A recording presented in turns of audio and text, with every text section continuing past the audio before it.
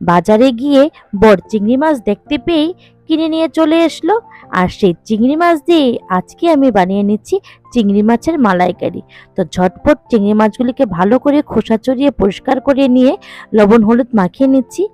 আর সেই মালাইকারি করার জন্য যে যে উপকরণগুলি প্রয়োজন সেইগুলিও পেটে সাজিয়ে নিয়েছি। মালাইকারি করার জন্য প্রথমে আমরা যে গ্রেভিটা প্রয়োজন হয় সেই গ্রেভিটা মশলাটা আমরা এখন করে নিচ্ছি।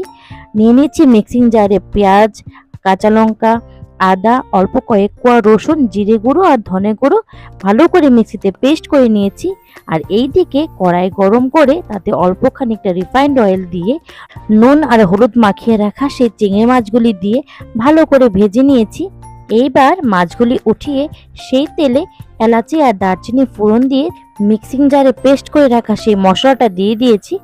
এইবার মশলাটা ভালো করে কষে গেলে তাতে দিয়ে দেব নারকেল বাটা। আর নারকেল বাটা দিয়ে অল্প খানিকটা জল দিয়ে দেব যাতে করে মশলাটা পুড়ে না যায়। তারপর পরিমাণ মতো নুন আর অল্প একটু চিনি আর একটু হলুদ দিয়ে ভালো করে মশলাটাকে কষিয়ে নেব। মশলাটা ভালো করে কষিয়ে তাতে খানিকটা জল দিয়ে দেব ভেজে রাখা সেই চিংড়ি মাছগুলো।